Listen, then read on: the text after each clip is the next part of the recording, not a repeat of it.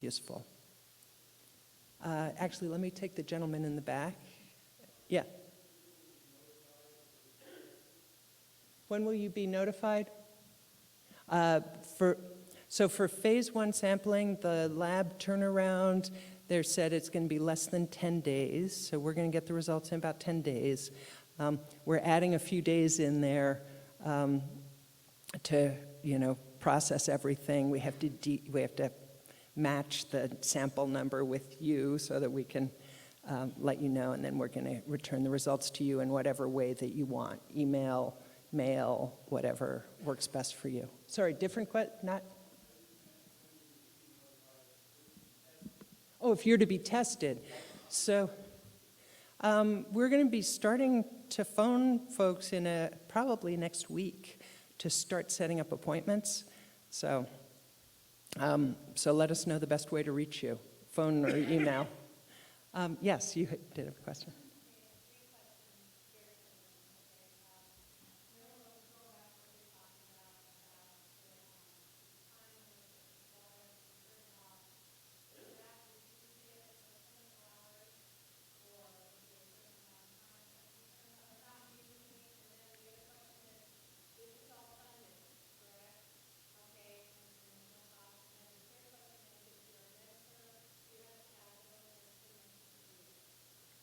So yes, if you're a renter, we'll get your permission, and then we'll ask you for the name of your landlord, and then we would be happy to contact the landlord and ask for their permission as well, but we would need the homeowner's permission. Then in terms of the minimum time, I think we're going to really try to hold to an absolute bare minimum of 12 hours of not using that kitchen faucet. Now, the problem with that, we can't guarantee that we're going to be able to get to your house first thing in the morning. It would make it easier for you if you could just use it after dinner, and then we come in the morning, and then you can use it for breakfast. But we're going to be running around like crazy collecting samples, so we might not get to you first thing in the morning, so you might have to not use it for a chunk of a day. We would love, if you're willing and able to not use it for longer, even better. Okay, so let's see, over there in the back, and then.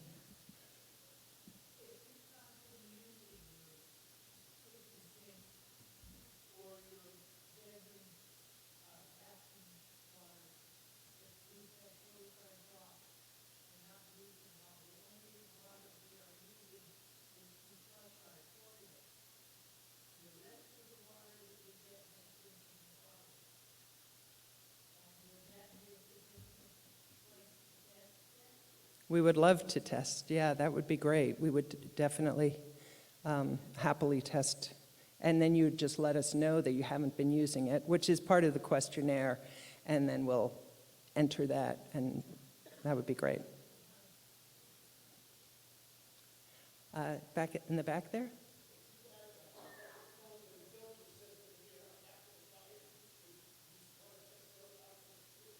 So I know a lot of people have either put in filter systems or even are using trucked in water or bottled water.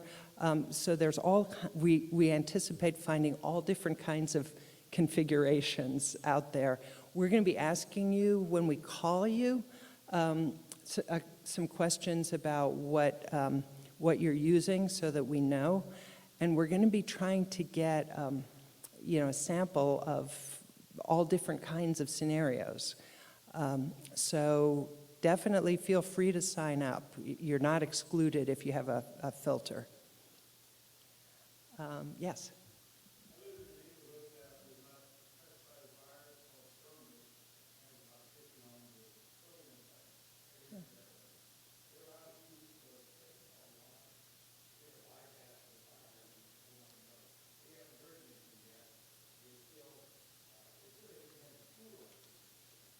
Yeah.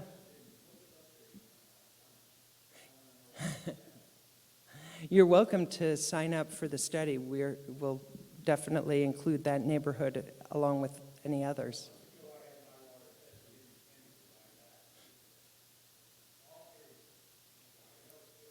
Ah, okay.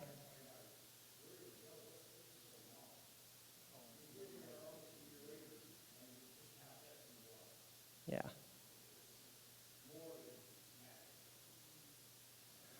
Yeah, let's see, one more question there. Oh, sorry, I can't answer that, but I think, yeah, I think.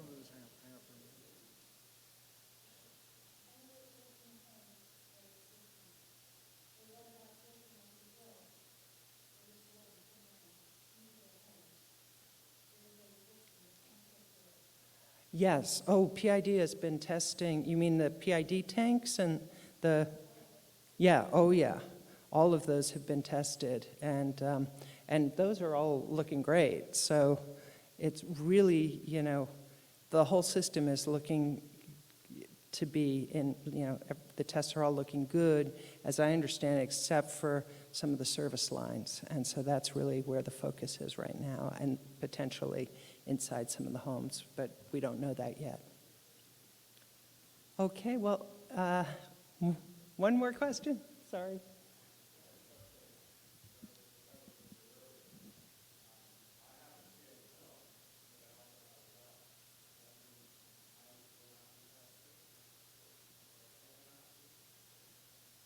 At the moment, we were not planning to test at any wells.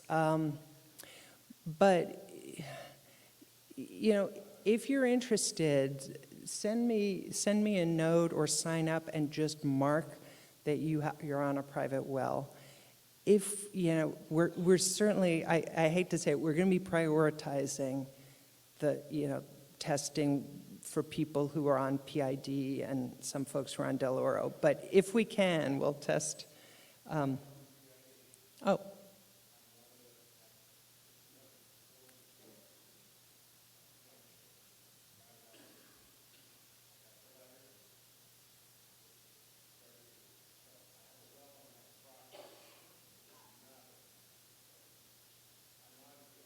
Oh, then sign up. No. No. It will not exclude you. Sorry, I thought you were drinking water from the well, but if you're on PID, then please sign up. Yeah, that's great. Wonderful. Well, I'll be out back. If anybody has more questions, or certainly to sign up, there's a whole bunch of clipboards just outside, and put your name down, and if you're interested, or take a flyer for your neighbors or friends. Thank you so much for your interest. Okay.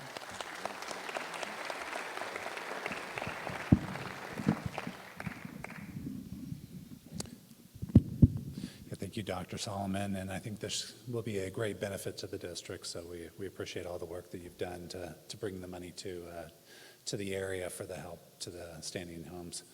So now we're going to go to our water supply recovery update, and Sammy Cater from Waterworks Engineering will be presenting. Thank you. Thank you. Again, I'm Sammy Cater with Waterworks Engineers. This is the third of these public meetings that we've done over the last 4 months. The first one was back in May, and then we met here again in July, and here we are in September. It's good to see you all again. So at our last meeting in July, since then, we've continued with our sampling program. We've continued with main clearing. We've lifted the water quality advisory for standing structures. A service lateral replacement program has begun using PID staff. And a contract has been put out to bid for a contractor to increase the service lateral replacement short-term production capacity. And we'll talk in a little more detail about all of that progress. So when we first met in May, this is what our sampling looked like. We were still sort of in the mode of exploring to sort out what the problem was. So about half of the samples were on destroyed structures. We sampled some water mains, some standing structures, some other samples. When we met then again in July, we had taken 724 samples that first time. We met again in July. We had upped that number to 1,700 samples. Another 1,000 samples had been taken over that 2-month period. And we started focusing on the water mains and standing structures in an effort to start clearing houses. As of last Friday, We are up to almost 3,000 places that we've sampled. Over 200,000 tests have been performed on those 3,000 samples. And we have again focused on water mains and standing structures in an effort to work our way through the system and clear standing structures. Again, all of this data is made public as soon as we have it on the PID recovery webpage.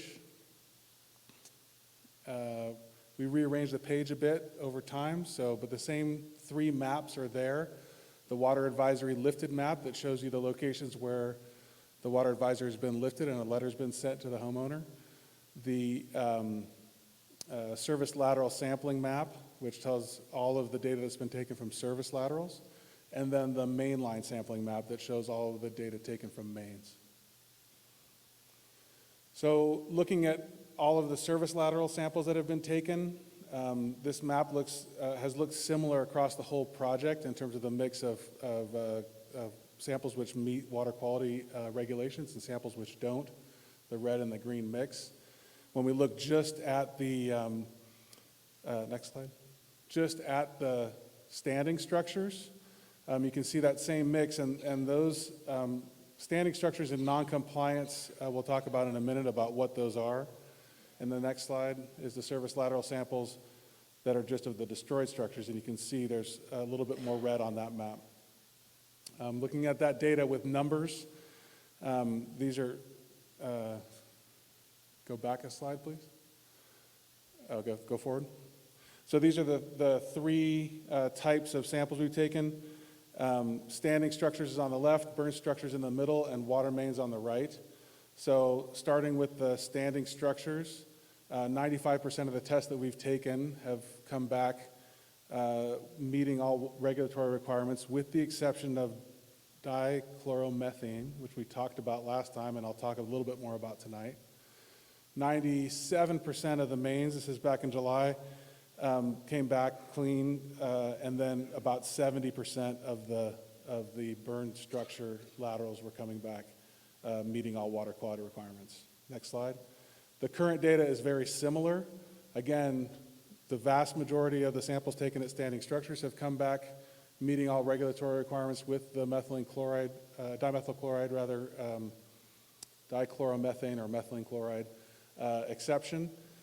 The water main tests are coming back, 98% of the time are coming back clean, and the burn structures still, only 70% are coming back meeting all regulatory requirements. Go back before we move on. So you look at that and you say, well, the overwhelming majority of the samples taken at the standing structures and at the water mains have come back meeting regulatory requirements, but that 2 or 3% represents a fair number of locations, of specific locations, and that's really what we're when we go to test, and we want to make sure that when we tell somebody, hey, the water at your house meets all regulatory requirements, that we can be confident in that, and that we've tested everybody and we've rooted out where the problems are. So it's great news that we have a significant number of the locations are coming back meeting regulatory requirements, but it's important that we find those places that aren't. Next slide. So an update on methylene chloride. We talked about this a fair amount at the last meeting. We discussed it a bit at the last PID board meeting. What we have identified is that the methylene chloride or dichloromethane was an interference caused by a reaction between uncoated iron pipe. In this case, our sample manifolds were made out of galvanized steel pipe, and chloroform, which is a disinfection byproduct that's commonly in water. So that, for the sake of our sampling, we suspected that was the case.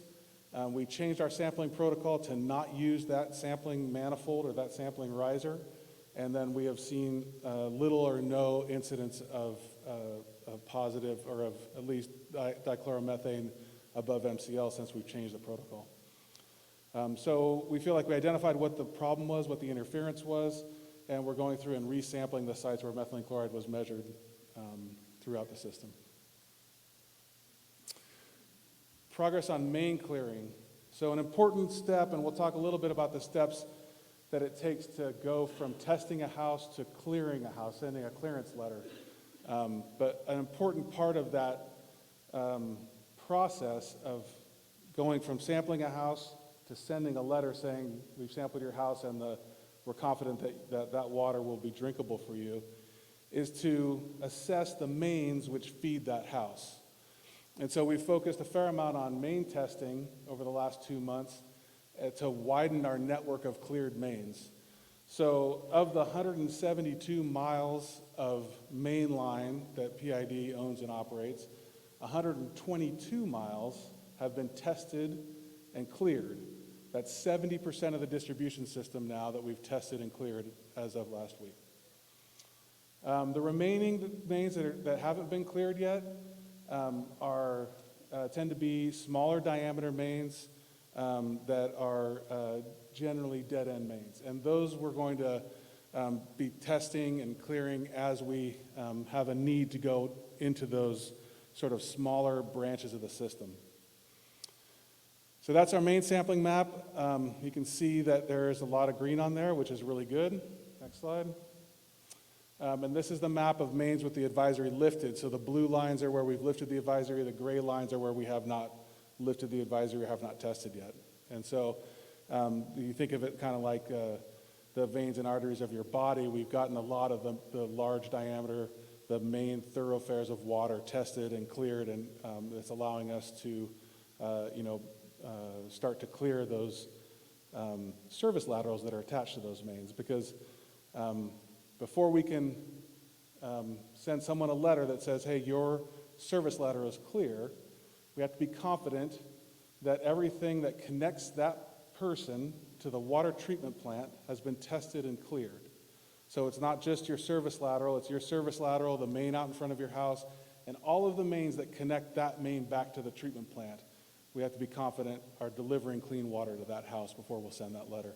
So the fact that that map now represents 70% of the mains having been tested and cleared will help us to be able to better work our way through the testing of individual houses and clearing those individual houses. Next slide.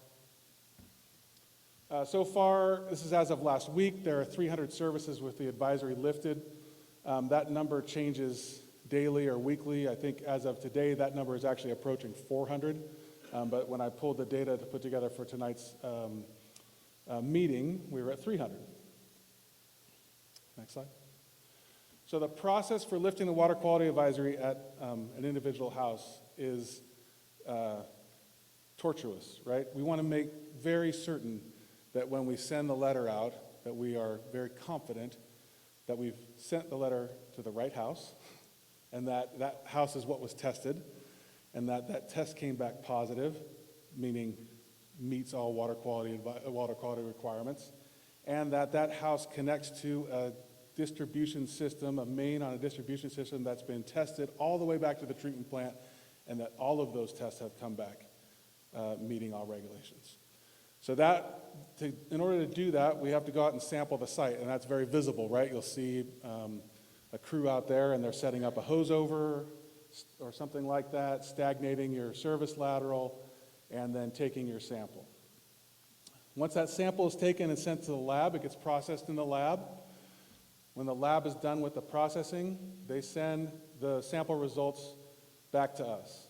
When we get those sample results, they have to go through a quality control step to make sure that the samples match the numbers where it came from, that we don't have any sort of anomalous data, or there wasn't a problem with the lab, or things like that. So there's a quality control step there.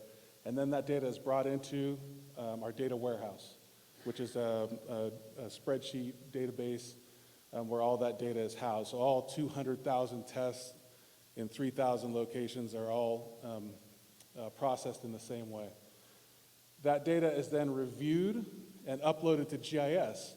So as soon as we have quality controlled the data from your test that was taken at your house, and it's been reviewed and we're confident that it was from the right place, and that the data has been confirmed, then it's uploaded to GIS. And that's when you can see it when you go to click on the map that's on the recovery website, and there's the map of all the service lateral testing, and you click on your house, then you can see your data, and you might see that you have a clean test, which is great news, right?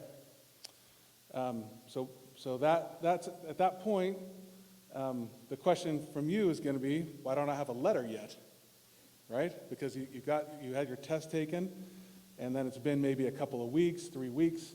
It's gone through the lab processing. It's gone through quality control. It's now been verified that that was from your house. It's a good test, and now it goes up on the GIS system, and you can see it.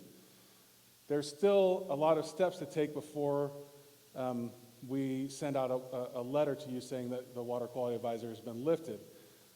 We review that address for the status of the main in front of the address to make sure that that's in our cleared main system. We review that location for the configuration of the meter to see if you're in a banked meter set where we either need to sever part of the meter set from you if it's been burned, or make sure that we've tested all of the meters in a bank so that we don't have multiple tests from a single bank of meters with different results. So we look at that issue. We confirm that the meter that we tested serves a standing structure because, believe it or not, there have been tests taken on burned structures that some of the databases show as standing. And we don't want to send someone a letter saying, congratulations, the advisory's been lifted on your home, on your standing home, and find out that it was a burned home. And we really want to be careful about the way we communicate. So we do verify, sometimes field verify, that there is a standing structure there if we can't verify it otherwise. And then that structure becomes a candidate for the water quality advisory to be lifted. Because all of those things happen with one or two people looking at it. But before that letter gets written, we want to have multiple sets of eyes on that to see if there's any special condition or any issue that needs to be considered before the advisory is lifted. So those go onto a candidate list. We have a review of that candidate list on a weekly basis, and we get together to review those candidates and see if they need to be moved onto the list to be sent a letter. So that list is reviewed by operations staff and engineering staff, and then the water quality advisory lift letters are created for the approved locations and sent out. So what takes so long? What are the big steps in there? So the first thing that takes a while is all of the quality control and checking. It's very important that we have good quality control. For all the reasons I've stated, there are several parameters that have to be met in order to lift the water quality advisory on an address. Compliance with all of those parameters is independently reviewed by operations and engineering staff to be as certain as possible when the letter's sent out. We really don't want to have to rescind a letter, right? When we send a letter out, we want to be sure that we're sending a letter out accurately. The other thing that has taken more time, that is now taking less time, and hopefully will help us to compress the time between when we take a sample and when we're able to send a letter out, is the clearing of mains. And like I discussed as we've been talking here, having a cleared main network helps speed this process up considerably, and we've seen that the timing from the time the sample's taken and the time a letter sent out compress over time, and I'll show you that data. Next slide. So how much of the system has been cleared? As of the last meeting, we had 94 letters that had been sent out lifting the water quality advisory, and we cleared about half of the main. As of tonight, we have 300 letters that have been sent out. And actually, as of last week, we have 300 letters that have been sent out lifting the water quality advisory. As of tonight, we're approaching 400. About a quarter of the standing structures, a little more than a quarter of the standing structures have been cleared. And we have cleared 70% of the mains. So we're making progress. How long will it take to clear all of the standing structures, all roughly 1,400 standing structures? At our current rate of progress, we expect to be through all of the approximate 1,400 standing structures by March. And if you look at that graph shows the testing in the bars, the green and gray bars. The green is what's been done, the gray is what we're projecting to do. And then it shows the water quality advisory lift letters being sent out in the blue line. And as you can see, the blue line is getting a little steeper. We're getting a little quicker at the blue line, and that really has to do with the fact that we've cleared so much of the mains that now we can compress that time. At the beginning, we had about 60 days between the day that a test was taken and the day that a letter was sent out on average. And right now, we've got that down to about 30 days. The next thing I want to talk about are burned lots. And one of the questions someone had was about burned lots. The long-term plan for the burned lots is to eventually replace all service laterals in the system, including the burned lots, and with the burned lots being first. We're working with FEMA to get that funded. The short-term plan is to replace all service laterals which serve burned lots where people are rebuilding or living in temporary housing. As of today, PID staff have already completed 55 service line replacements. And as of last week, we sent out an RFP for service lateral replacement contractor. It will be a force multiplier for PID staff so that we can increase the pace at which we're out replacing service lines. We hope to have that contractor on board by October. I'll catch your question after. I got 2 more slides. The contract that we have on the street right now will be to replace about 600 service laterals. It's set up conceptually that about 300 of those will be in support of rebuilds. So the goal is to replace the service lateral for a place where someone is rebuilding on a burned lot prior to them getting their certificate of occupancy. So far, PID staff has been able to do that. They've been able to stay ahead of the rebuild pace so that then when people are ready to move in, they have potable water. We are bringing this contractor on so that we can keep that record and keep pace with the rebuilding as the rebuilding pace picks up. We plan to prioritize those service line replacements for rebuilds based on successful completion of a key inspection. Our initial thought with this, and this hasn't been completely decided, but our initial thought with this is that for a stick-built house, that would be at the time of framing inspection. That's when that location would go onto the priority list, is when they had a successful framing inspection. And for a manufactured home, it would be a successful underground inspection. We're still working with the town to make sure that that's the right approach in terms of prioritization, but right now that's our thought, so that we are trying to approximate who's going to be ready for water first. And by using those key inspections, we think we can get people in the right order in terms of priority. For those replacement services, we'll be pulling a 1-inch service lateral and a 3/4 meter at or near the location of the existing meter, unless the homeowner specifically requests something different, needs a larger service line but to support something new in their rebuild, would like to consider a different location for the meter for one reason or another. Maybe a property line wasn't exactly where they thought it was and they want to shift something, or some kind of construction issue. In those cases, when a request made, PID staff will review those requests for feasibility. It may result in a cost to the property owner, but we'll work with the property owner to decide how to proceed. But given no other input, there'll be a new 1-inch service lateral to the same location or similar location as the existing meter and a 3/4 meter set. Next slide. Then there are approximately 300 of these service lateral replacements which are being reserved for temporary housing, RVs or trailers, that sort of thing. You must have PG&E service connected to sign up for that. Again, we'll pull a 1-inch service lateral and a 3/4 meter near the location of the existing meter, unless requested, specifically requested. Same thing, we'll look at it, see the feasibility, talk about cost.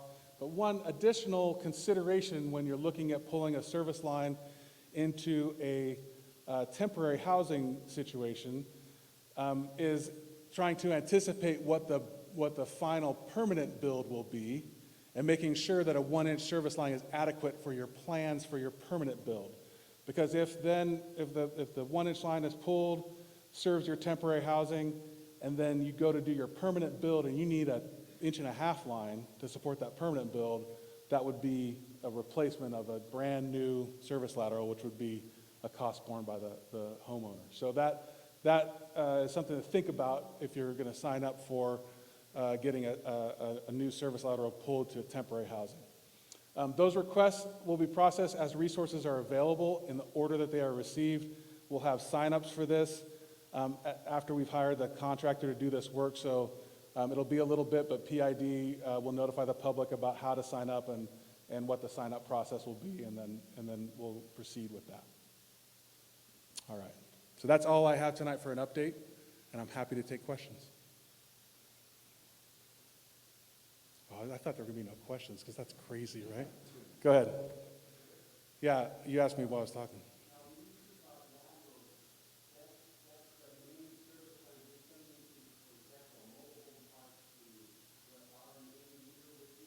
Correct. Correct.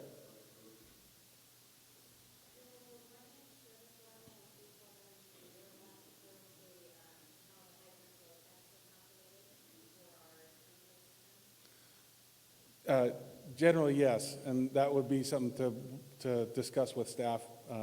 Some of that depends on the length and so forth too, but yes. Go ahead.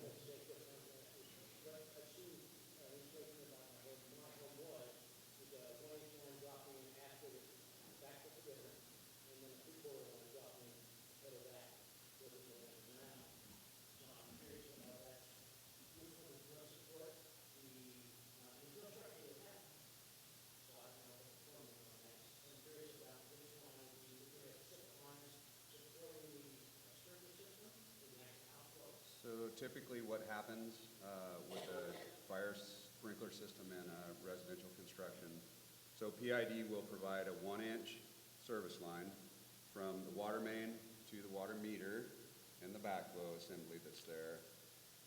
Then the sprinkler designer actually dictates what size of line will go from the meter to the house. We've seen anywhere from 1-inch to 2-inch lines, and oftentimes it's a 1-inch line. There's a length issue there that they deal with. That 1.5-inch, 2-inch line, whatever that is that comes from that meter, comes to the house. It'll split off and it'll go to the domestic side, and then it'll split off. It has a check valve and then goes into the fire system.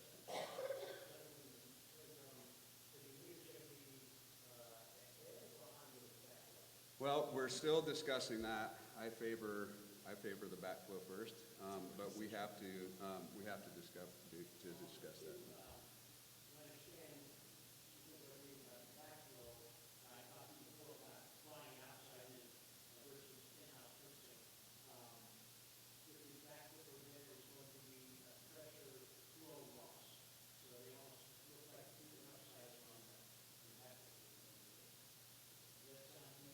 So there's certainly some pressure loss across, even through a meter.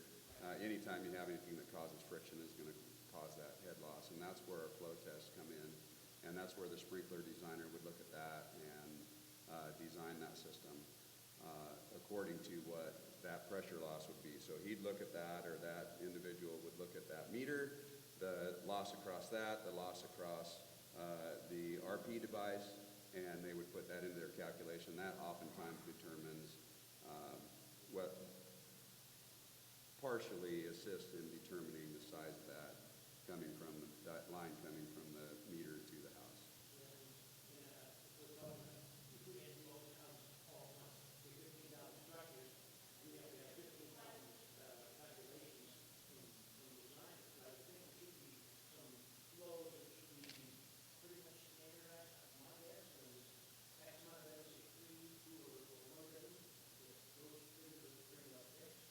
So the designer would take that. The designer would take that because it's about the house, right? So it's about, and each house has a different design, layout, demand for the system. So it's really based on the house, if I'm understanding you correctly. The fire sprinkler design is based on the house, not what is really being presented at the water supply.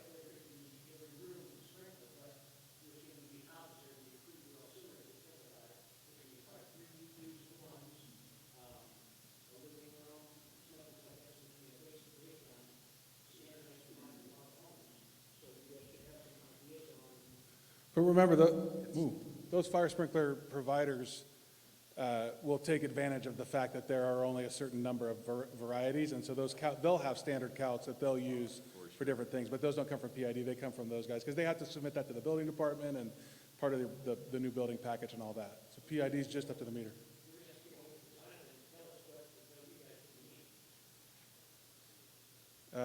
Well, So we know what they need.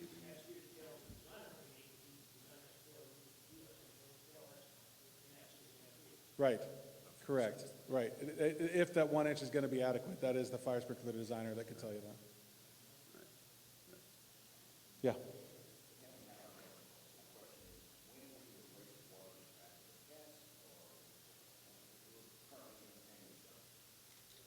So, and you're looking to pay more for your water, right? Yeah. We're working on the water meter replacement program. That will be coming. But that was part of an insurance settlement, and so we're working on how that will roll out. Yeah. Hold on, here in front, the woman in front, yeah.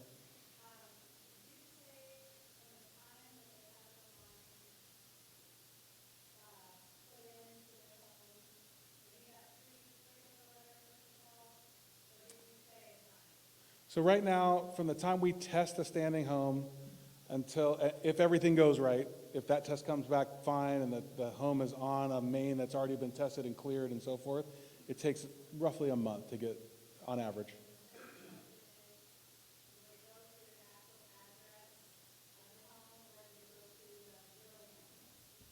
So it goes to the most current address we have on file for the account information. So if you changed your address with us, if it changed after the fire, and we have that, but it generally will go to the only account information that we have.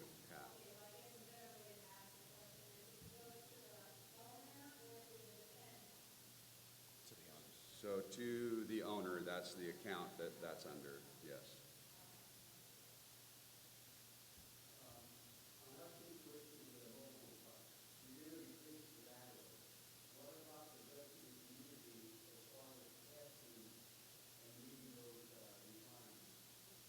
So that is then on that private property of the mobile home park, right? So that's up to the mobile home park.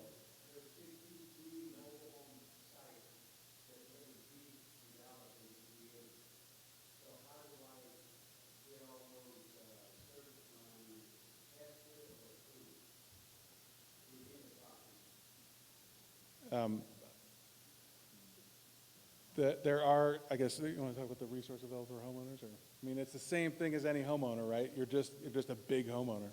So there's some resources available, I think, to get some help with testing that, but PID ends at the meter, right? So I think you got to sort of look into your options. You can just go get it all tested.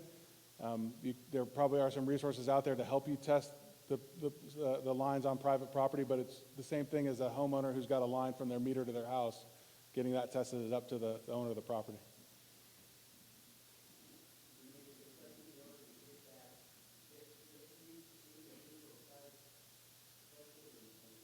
To do whatever testing you feel is needed to rebuild.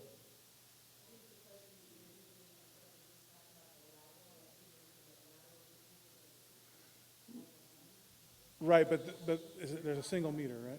So we do a master meter, and then it goes into the park. If they meter after that, then Yeah. that's their meters, but we stop at the master Right. meter.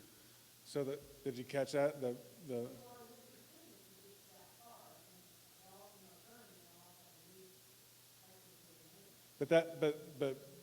if I'm understanding correctly, in that case, and again, we can talk about this afterwards, maybe it might not have to do with everybody, but the Paradise Irrigation District has a lateral that runs to a master meter, and that's where PID stops.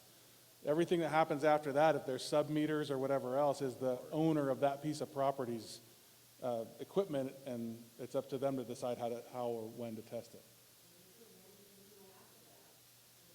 If they're starting from the PID meter and putting everything new in, then it's all new. Any other questions? Yeah.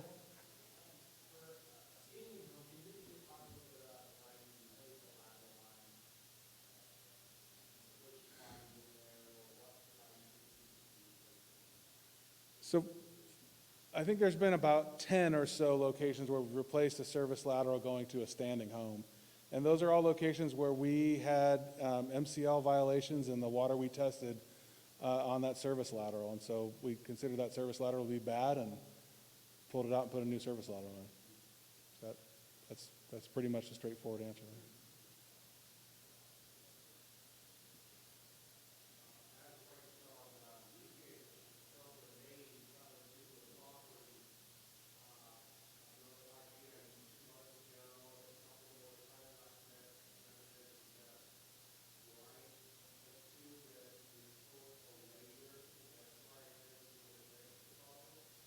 Maybe come up and ask us after we can see the specifics of your situation. How's that? We're almost done, so let's talk after. Anybody else? Good deal. Kevin, you want to wrap up? Oh, I got applause again. Thank you. Thank you, everybody, for coming. We are going to continue these community meetings. Our next one will be scheduled in the middle of November. At that time, we're trying to coordinate that with Dr. Solomon to come back and actually give a presentation on our phase 1 results. So we're hoping that we're going to coordinate that going forward, and then we will be continuing to update you guys on the progress of the recovery. And we will definitely be working towards anybody out there that has an outstanding interim water supply. We are working hard to get that installed for you. So I just want to let you guys know that. Again, thank you for coming. And if you have any questions, you can contact one of us, come into the office, or find us after this. Thank you very much.